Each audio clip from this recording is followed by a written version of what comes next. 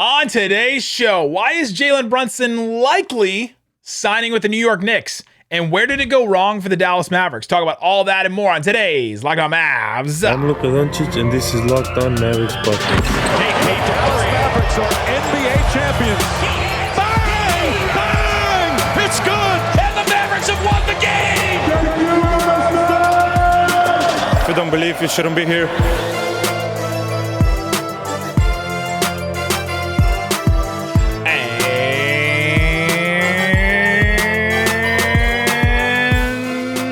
Welcome. You are locked on to the Dallas Mavericks. My name is Nick Angstadt, media member and NBA channel manager for the Locked On Podcast Network. Thanks for making Locked On Mavs your first listen every day. We are free and available on all platforms, including YouTube. But the best way you can help us grow the show is to comment anything about Jalen Brunson below. Locked On Mavs is partnering with Arcade 1UP to give away 3 NBA Jam Shaq machines for free. That's right, 3 of them. These are the guys known for making incredible retro 3/4 scale at-home arcade games like Pac-Man, Golden Tee, and more. Enter to win on arcade1up.com/lockedon. Free to enter. arcade1up.com/lockedon. We'll tell you more about it later in the show. All right. Joining me, as always, my co-host, writer, and contributor at Mavs.com, the Brunson burnt out boy, the One More Thing King. What you got for me, Isaac Harris? Yeah, I just want to say congratulations to the New York Knicks. You finally, got a free agent. They finally did it. Took them a while. Yeah. Took them a while. Took him a while. It took you hiring the free agent's dad. It took you hiring the free agent's second dad of being to be your GM. Your GM's light years ahead. No, I mean I'm obviously very bitter. I hate this. This is so frustrating. I was at Dick's Sporting Goods the other day. I hadn't been in a Dick's Sporting Goods in a very long time. And I had some time to kill. I was getting something for my son. And I walked over and they had this Mavs section. And they had this like retro green and white Brunson like player tee. I'm like, man, I haven't bought a player tee in a while. I literally carried it around the store. 85% off? It wasn't. I carried it around the store. And I almost bought it. Ooh. And I literally just took it back and I said, what if he doesn't stay? Was Nico Harrison's comment about we're confident that he'll resign, was that just ringing through your head the whole time? And you're like, confident? What does that mean? Optimistic? What does he mean by that? No, it was after the draft. So like I said on yesterday's pod, the draft night was the first night that I got really worried based off some conversations. So I didn't buy it at Dick's. So I left it on the rack. It's Brunson, probably on sale if you're now. Listening, there's still time. And guys like Isaac, their days are being affected by your decision. Yes. All right. We're going to talk about Jalen Brunson. He is likely to go to the New York Knicks by reporting from Tim McMahon, Adrian Wojnarowski, Chris Haynes, Tim Cato, Mark Stein, like literally everybody we trust about Mavs stuff. And so we're shout out to Jake Fisher. Jake Fisher said before anybody, he was leaning towards it and talked about a bunch of different things he was hearing. So we will talk about all that. Talk about why Jalen Brunson is making this decision, what it means for the Mavs, where it went wrong for the Mavericks, because there's a couple places where the Mavericks screwed this up. Yeah, they did. They really screwed this up in a bunch of different ways, and some of them in ways that they didn't even anticipate or expect, that ended up being a good thing for the Mavericks team, but a bad thing for them going forward and re-signing Brunson. So let's just start with the news here. According to Tim McMahon, at this point, it's widely expected that Jalen Brunson will go to the Knicks on a 4-year deal in excess of $100 million. That was the first one that came out. And the Knicks at that point didn't even have the cap space to do that. And so they're trying to figure this out. And another deal had to be made. And Tim Cato, said, I'll add to this. The Mavericks had to believe for at least the past couple of weeks that Brunson would sign with the Knicks.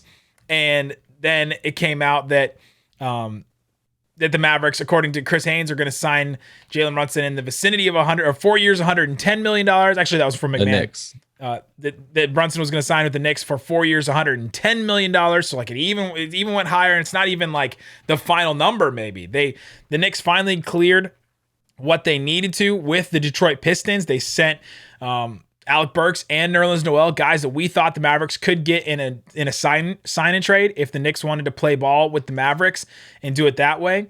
But that didn't happen. Now those two guys are going to the Detroit Pistons for 2 second-round picks.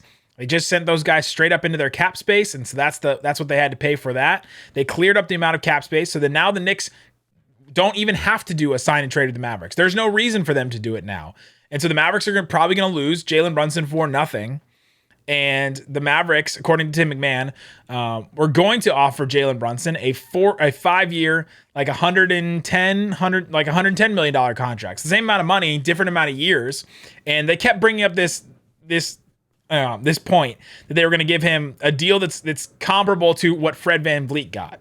And so that was sort of their spot where they're like, hey, we're gonna stop here. Like there was a limit to how much we could spend, or how much we wanted to spend on Jalen Brunson. And that was probably about that deal that Fred VanVleet got. They looked around the league and said, okay, we think that's a comparable player. That's what he got, and that's where we're going to stop. The Knicks decided, hey, just screw it. We're just going to go all the way. They could go all the way up to a $30 million a year contract for him. Like, it's getting close to it right now.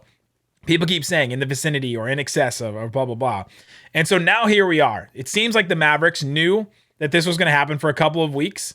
The Knicks had to make a bunch of moves to make this happen, jump through a bunch of hoops. They gave away their they gave away their pick this year. They gave away basically the right to get Jalen Duren or one of these other guys to get off of Kemba Walker. They gave away a couple second round picks to get off of Burks and Nerlens Noel, and they lost those two guys in a trade. And now they're going to sign Jalen Brunson. They have some picks to do another move. People think they're still going to do another move and that they have another move up their sleeve. So we'll see on that. But they did a lot. They did a lot to get Jalen Brunson, and now the Mavericks are going to lose Jalen Brunson for nothing. Thanks for that. That's what I got for you. Right. We still don't know the number for the contract. And, so many, last night, I say last night because expecting you to list this on a Wednesday, Tuesday night's basically Brunson night of everybody's reporting on it. Stein, McMahon, Woj just tweeting about it. Chris Haynes is tweeting about it. There's numbers being thrown out. Woj just saying they're clearing up to $30 million now. So then some Mavs fans are running with that saying, oh my gosh, well, $30 million for Brunson. Ben McMahon's talking about this was the point. This was the point the Mavs would go up to the 22 per year at 110 over 5 years. Chris Haynes talking about the 110 over 4 from the Knicks. So if you look at the lump sum of money, if it's around 110, it looks like Dallas and New York were around the same total amount of money, around that 110 mark. It obviously changes when it comes to how much per year. 22 per year for Dallas, 28 per year from the Knicks. If that's what the number ends up at. So I don't know how much, you can look into that and say, all right, it was a money factor. It wasn't a money factor. There's, what if he exceeds that contract? What if he's killing it? Then he's going to be under contract for that 5th year at 22 instead of 20. However you want to see that, it doesn't seem like right now that it's like, hey, the Knicks came in and they offered 33 a year and Dallas's offer was like 24. It doesn't seem like something like that. It just sucks. It sucks all around that this is where this says ended, because once the season ended, everything you heard from reporting to anybody you talked to was like, dude, Brunson's going to be back. Dallas got this in the bag. And over the past weeks, month, that has changed. Obviously, it's drastically changed. So my question for you, I'll throw a question out at you. Where do you think where did the Mavs burn their bridge? Did they burn their bridge at the beginning of the season in which they didn't offer a contract extension? JB would have probably taken the extension at that point before the season started. Did they burn their bridge there? Or did they burn their bridge in the middle of the season when it was reported that, hey, Brunson, from Rick Brunson, the McMahon piece, that, if they would have brought us the extension in January, we would have taken that. However you want to feel about that. Was it burned there? But Stein reported that too, right? It wasn't just to answer your question, I'm going to say before the season, because it was reported that Dallas could have signed Brunson to a 4-year extension before the season by Stein. And then there's the other report that, the Rick Brunson, Tim McMahon story that, that we would have taken it in January. That one I'm skeptical of. And I feel like that was just more of like, hey, the Mavs didn't offer this. And so it's all sources and rumors and who knows at that point. But I think what happened is they didn't offer it before the season. They should have. And now they're paying for it big time. The Mavs gambled, and they gambled. They're like, hey, we want to keep the options open. We're not going to give the extension. He just came off the Clippers series where he got played off the floor. And it's like, let's just kind of like prove it a little bit. He starts the season off, he does really well, and then bam, the extension doesn't happen in January. And in the reporting that they were trying to keep their options open for the trade deadline too. So there's trade talks and no extension still. Trade deadline passes, and then bam, guess who's not taking the extension? Jalen Brunson. Or did they burn the bridge this offseason somehow with the money not going up to 30 million? However you want. Where was the bridge burned for Dallas and Brunson? We'll talk about that and more coming up. But before we do, let me tell you about Sakara. Feeling your best starts with what you eat. Sakara helps you live a healthy, balanced lifestyle and truly enjoy it with delicious, plant-rich, transformational nutrition that builds a foundation for living your best body. Now, it's time to seek wellness, joy, and abundance in all areas of your life. Go to Sakara and see everything available for them. They're a wellness company anchored in food as medicine to nourish your body through the power of plants. They have all kinds of different stuff for you. They have meal plans. They have snacks that you can buy. If you need to change up your snacks, go ahead and head to Sakara right now. They have stuff that you can buy as a one-time deal. You can buy stuff as a subscription. Check out all of it. And right now, Sakara is offering our listeners 20% off their first order when you go to sakara.com/lockedon20, the number 2 and 0, to enter lockedon20 at checkout. That's sakara.com/lockedon20 to get 20% off your first order. sakara.com/lockedon20. Get 20% off your first order. Check it out, sakara.com/lockedon20. All right, Isaac Harris, we're talking all day about Jalen Brunson. That's the big story in the NBA, across the entire NBA. It's the only thing anybody's really talking about right now. And where did the Mavs burn their bridge? Because we went through all the reporting, what happened, and the Mavericks hit a point where they weren't going to offer anymore. They said, hey, we kind of have a kill spot at this point. We're just going to kill the deal at a certain number. The Knicks were like, we don't have a number. We're going to clear up as much space as we can and get to a certain point. But the Mavericks, it seems, and there's some reporting that the Mavericks had a chance to sign Jalen Brunson to what some are saying a 4-year, $55 million extension, which seems insane. The Dorian extension. Insane now. The same one that Dorian got, which would have been incredible. And so you talked about a couple of things, and I said the Mavericks gambled in two ways. They gambled because they didn't think Brunson was worth it before the season. They just got done with that playoff series against the Clippers where Brunson didn't play well. He admitted it. We sat in front of him at media day. Oh, no. I didn't see where you're going with it. You weren't ready. That's incredible. You weren't ready. Not ready. You weren't ready for it. Is that the last time I can bring it up? Like literally the last time? But he admitted it. He admitted that he didn't play well in that playoff series and that he had to be better. He had to be better. And he came into the season. He was better. He got better throughout the season, and he had a dang good playoff run, especially against the Utah Jazz. And so the Mavericks gambled saying, hey, we don't think you're worth this deal. And then they gambled at the trade deadline saying, hey, I think we can find a trade for him because what is everybody saying? Everybody's saying there's not enough talent around Luka. There's not enough talent around Luka. Go get a star. Go get a star. Go get a star. Well, they tried to go get a star with using Jalen Brunson at a small contract that could have been easily thrown into a deal. They couldn't find a deal for him. Then they're like, hey, we'll just give you this contract now. Brunson's like, I don't know. I'm playing pretty well right now. And you guys just traded away Kristaps Porzingis. And so now I'm going to have a much bigger role in the offense. I think I can play my cards right here, bet on myself. And he decided to bet on himself then and go through this playoffs, and it'll work out for me. Yeah, I think it was burned there. I think it was the middle of the season. And I just think it's this like culmination of you didn't, we went over it the other day as far as what's the Knicks pitch to him. And the Knicks pitch, if I was the Knicks, I would be saying, hey, they didn't believe in you before the season. Like they didn't give you an extension then. It was just 4 for 55. They didn't even give it to you before the trade deadline.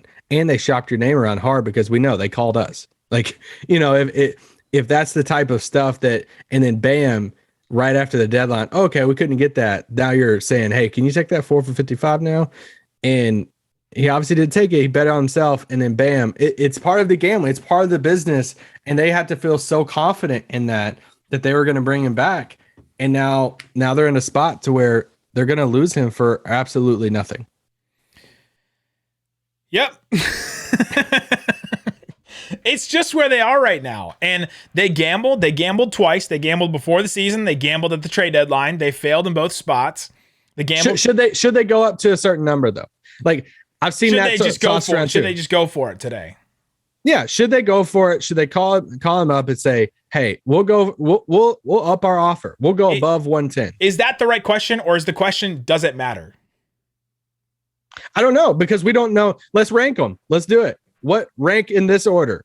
Why is Jalen Brunson leaving New York? Yeah. With role, money, and family. How would you rank those? Role, money, and family for Jalen Brunson. Reasons why he's leaving. Well, the Knicks have all those. They mark all those off, right? Like the role he's gonna get. He's at least being told the pitch, according to Chris Mannix, the pitch that the Knicks made to him already somehow. Do we want to talk about tampering? Do we want to talk about it? Is that something we want to do in 2022, year of our Lord? Do we want to talk about tampering? They're just talking to an assistant. The pitch that was made to him is that you can be a focal point of our offense. We got RJ Barrett, Julius Randle that are a little bit better as finishers, that can create for themselves a little bit, but we need a guy to set him up, set up the offense, a guy to basically dribble down the court and not get, we need another lefty. Befuddled. And so that role is going to be better for him, at least in his opinion there. Whether you talk about whether the basketball fit is good for him or not, the role specifically is better in New York, especially for a guy that has been a champion in college multiple times, in high school, has been the number one guy on his team, has been the go-to. He was coming off the bench for the Mavericks to start the year this past year. Like he as soon as he got into that big role, he started averaging 20 points a game. The Mavericks started winning games. The Mavericks went to the Western Conference Finals. So like in his mind, It's like, hey, it's me. Everywhere I've gone, I've won, and I've won games. It's me. I can bring that culture. I can bring that change. I can bring the best basketball out of this team because I just did it on the Mavericks. I did it at Villanova. I did it in high school. I'll do it again, right? Like, I kind of get where he's coming from on that point. Now, I don't agree he has a better chance to win in New York than he does in Dallas, but then that's why I didn't put winning on that list. Right. So I think role is probably number one. The money probably matters a lot because it is a different amount of money. He's getting a lot more. And we talk about, yesterday we talked about Gary Payton II. Well, he's only made like $2 million in his career. So the Mavs offering him like $6 million a year compared to whatever the Warriors are going to offer him is a big deal because that's, triple what he's made in his career. Well, Jalen Brunson has not made very much either because he was a second round pick. And now all of a sudden he can make this. The difference between like $6 million a year or $8 million a year, whatever it ends up being, is a huge deal. And so, hey, go for he's getting more money in New York at this point if all the reporting is correct. So I think that's probably number two. And then family is just like a bonus at that point. More money potentially because it's still 110. It's just that Knicks deal will end sooner to where he could sign a newer deal. Because 110 is 110 either way. It's just the potential of the Knicks one being able to end. He signs a vet minimum. He's making more money with the Knicks. Like he signs a vet minimum in that fifth year. Like he already makes more money on the Knicks. So plus, he makes more money earlier and all that. Do we want to talk about the state taxes? That seems to be a big topic of conversation now. I agree with you. I think it's role, family, and then money. I think it's the role, getting the keys to Gotham, all of that. Like, I think there's something challenging. Is Gotham a place people want to live? Like, have you seen what happens in Gotham? Listen, I think the Knicks, they're Arkham. But there's an insane asylum there. But and then the relationship, I just think it's like almost, let me ask you this. Does this happen if the KP trade doesn't happen? Cool. There is now like this interconnectivity between the Mavericks and Knicks that we just can't, between two different different regimes at each. This recent KP trade to Washington, does this happen? Because that trade opened up for Brunson to be legit number two. Yeah. KP's out. The system is focused on Luka with Brunson as a secondary ball handler. Does Brunson have his the crazy playoff stuff? Are they trying to force feed KP in the playoffs when Luka's hurt? Like, does he get this amount of money? We're doing the what if early? There's so many what ifs to this. I mean, there's a million questions of how much does any of this about how much Mark wants to save luxury tax wise? Like, that's going to be because besides like thinking about Jalen Brunson's contract long term and saying, hey, I don't think that long term we can't build a winner if this guy is making $30 million. That's the only thing standing in their way of giving him that money. Yeah, is the luxury tax stuff. Yeah, luxury tax. And if how just like down to it, like, is Brunson worth $30-something million? Like, that's the thing. I said yesterday that I would go up to 30 if it was me. And Sure. I saw, a lot of people in the comments that call me stupid, but I was saying that in the sense of the asset of, is Brunson on paper worth $30 million? No, but to lose the asset for nothing, worth $30 million? Yeah, I know that hurts. And my other we'll focus on in this third segment of like what's next for the Mavs and some other things. But one of the bigger questions I have right now is, how does Luka feel? Like, how does Luka feel of, we know how, the relationship, all this stuff. There was a Chris Haynes quote going around about, Brunson, some whatever, but their relationship, how does Luka feel about team building stuff? Is he seeing this as why didn't we just go to a certain number to get JB back? We're just going to lose him for nothing. Does he view that this team is taking a step back? He would never say that, but I'm really fascinated to see how Luka feels. He might not even care because he's just, hey, I'm just going to play for Slovenia right now and have fun because he seems like he's having a blast. We'll talk about what Luka feels and all that coming up. But before we do, let me tell you about BetOnline. It's the best place to put down some money on sports. Check out the odds and lines and spreads and everything in sports. Luka Doncic still plus 425 to win the MVP next year. He's still number one. Embiid plus 650, number two. Where's Jalen Brunson on this list? Hold on, let me search the page. Brunson. Go to that scroll bar, Brunson. and then okay, nothing's searching on the page. DeJounte Murray, actually, he's rumored to go to the Knicks. He's plus 10,000. Oh. Russell Westbrook is plus 15,000. All right, I'm done. I went too far down. Scroll. You can check it all out on BetOnline. They have more things too. They have baseball. They have boxing. They have WNBA. They have soccer. They have all kinds of stuff. They have FIBA odds. You can check it all out at BetOnline. It's BetOnline, where the game starts. All right, Isaac Harris, we've been talking about Jalen Brunson. He's likely going to the Knicks. We've talked about the reasons why he's leaving. We ranked him. And now, what does it mean for the Dallas Mavericks? What does Luka Doncic think about this move? What does he think about what's about to happen? He's probably bummed. He's probably really bummed about this because this was a guy that had been there since he got drafted. I don't know if it didn't seem like they were close or friends, but they were at least friendly, where Brunson would poke fun at him in the media and stuff, which that usually shows a level of familiarity and stuff. There was some chemistry there. He played well with him. He carried the team when Luka was out, which was great. And now he's gone. He's got to be frustrated with it. Now, who does he take that frustration out on, right? Does he blame Mark Cuban for not paying the money? Does he look at the Bobby Marks tweet, whether he sees it or not? Signing Jalen Brunson to a $30 million contract would have cost the Mavericks a total of $130 million in salary and tax in one season for Jalen Brunson. That's how much it would have cost the Mavericks. $130 million for one season for Jalen Brunson. Fans are saying, we don't care because it's not our money. Agreed. We said that. I agree with that. Yeah. Go ahead and do it, right? I'm seeing people say, well, the Warriors spend, and look what they done. They went and won. But is it worth it at that point? $130 million. As a business person, at a certain point, you're like, that just doesn't make sense. And so does Luka blame Mark Cuban for that? Does he blame Nico Harrison and the front office for messing up and taking the gamble twice on Jalen Brunson's extension? What does he blame it on? Yeah, I don't know. I honestly don't know. And I think it goes down to the question also. I mean, he's probably happy for JB. They're going to text about it. Yeah. And it's just like, I fired off a tweet, tonight saying that, we can, for me, I'm bummed that I don't get to see JB in a Mavs New Jersey and they don't get to continue that. But personally, I'm excited for him that get that bag, bro. Get the bag. I know you're not out there. I hope he succeeds. He's dead to me. Get out of here. I think I really like him as a person. We had him on the pod at Media Day. You can see that on YouTube, by the way. You can go watch that. But does Luka feel, and this is a question I have for you, if they sign Dragic and you do Christian Wood, Tim Hardaway, and Dragic, you're adding them to this team, are they still better than last year? And Jaden Hardy. Do not forget Jaden Hardy. You keep forgetting Jaden Hardy, who was introduced to the media on Tuesday, by the way. Well, I wanted to add Kai Soto, but you didn't want to add Kai Soto. So hold on. I need to go hide. I need to hide. Are they still better? Because that's what No. I seen that question thrown out there on, for some Mavs fans are like, hey, well, we're still better. Even though we lost Brunson, we're still adding Christian Wood, Tim, possibly Dragic. We're still better than last year without Brunson. I'm not there yet. That's putting a lot in Christian Wood right now.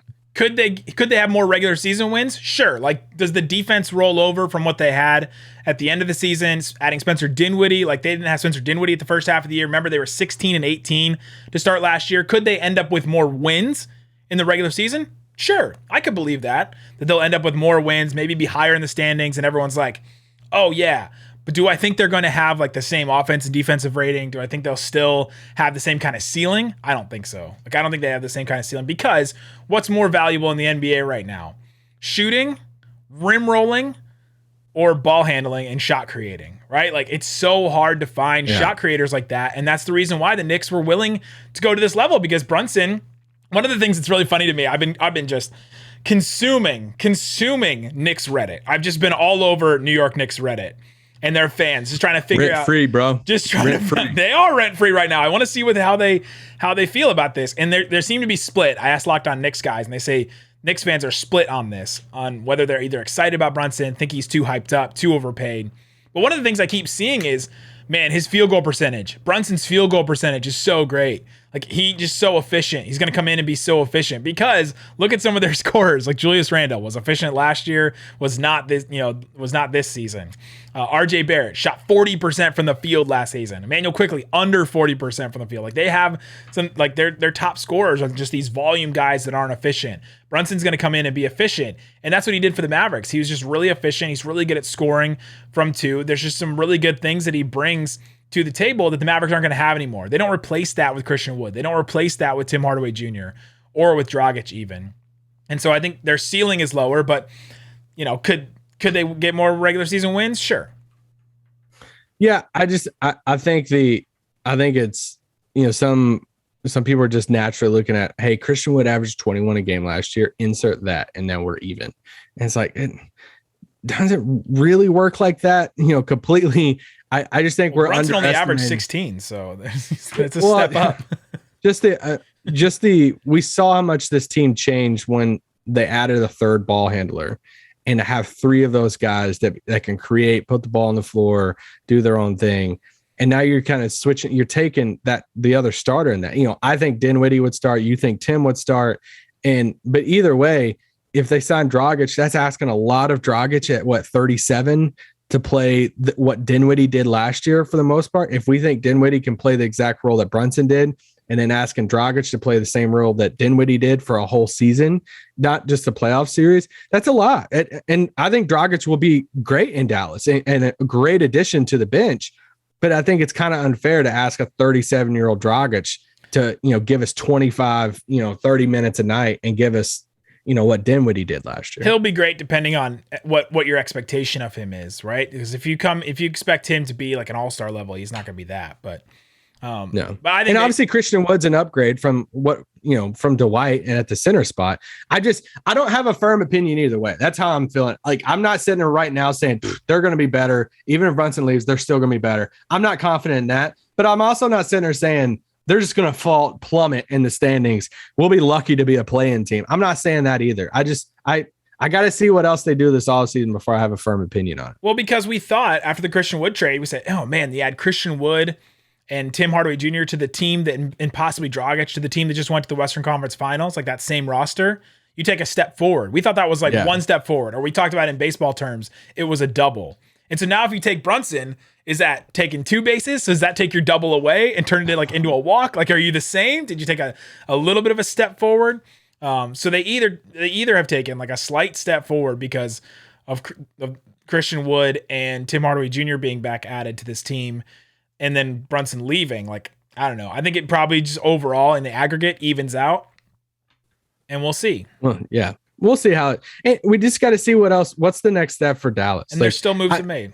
The Tim Cater report was one of the more fascinating ones of, hey, they've known for weeks. And it's like, wow, okay.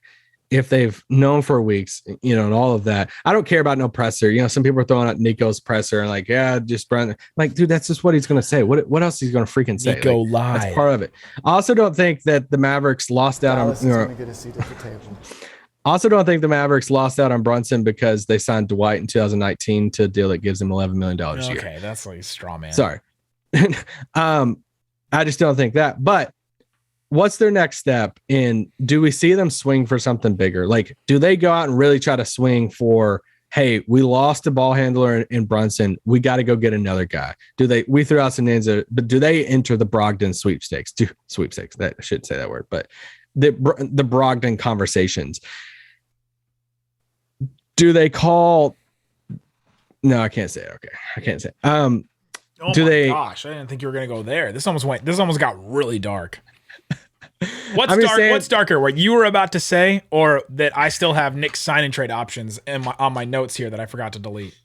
Shout out to I saw a few Mavs fans throwing out think, hey, dude, we're gonna get Reddish, Nerlens, and a first in a sign and trade for our Brunson. First back, the Mavs first back.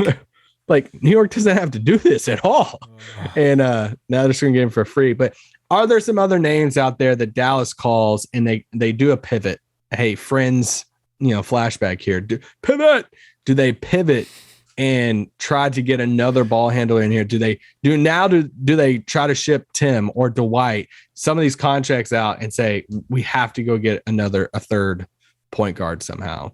I don't know. I don't know how much this opens it up. Do they honestly just roll it back and say, hey, this doesn't change much? We'll just push up Dinwiddie, bring in Dragic in that role. Hardy, let's have a fun season. Team's big now, by the way. Jalen Brunson was like their only guy that was 6'1" to 6'4". Like everybody's 6'5" and above now. Yeah. I think that's a conversation we can have, I don't know, in a few days of like, hey, what is there any positive from it? I think we got to see how the rest of the roster shapes out. But that is one, I was thinking about that today of like that he was a defensive thing that teams would target. And so now it's like, okay, theoretically we have a bigger lineup. So now they can target Tim. I'm not trying to put like a bow on this at all. This wasn't good for Dallas, in my opinion. Like I know some Mavs fans have turned on Brunson super quick. No. I know some Mavs fans are trying to like, hey, he wasn't worth that money, so good riddance, we'll be fine in the long term. I'm not on any of that. The Mavs, they messed it up with the extension. They gambled on the extension and it didn't work out in their favor. And now we're losing our clearly defined second best player from a conference finals team. He's leaving for nothing. And that sucks. There's no other way around that. It sucks. And I hate it. Christian Wood just said, that's Christian Wood's music. I just heard him say that in the background. Is he the second best player on the team now? Oh, for sure. All right. So we'll see what plays out over the next few days. If I'm going to be sad, I'm going to do it with pizzazz. All right, guys. I'm excited, though. In the content realm, it does add. No, don't play that game. No, I'm sad in the content realm. I am super sad, but in the content speculation, rumors, and all of that, like now, like Dallas could swing for anything now, and I wouldn't be shocked. I'd be like, holy crap, they really just traded for this guy? Because it wouldn't shock me if Mark Cuban did that. We'll see. We'll have it all for you 5 days a week. We'll continue to do that. Guys, thanks so much for listening to Locked On Mavs. Peace out. Boom.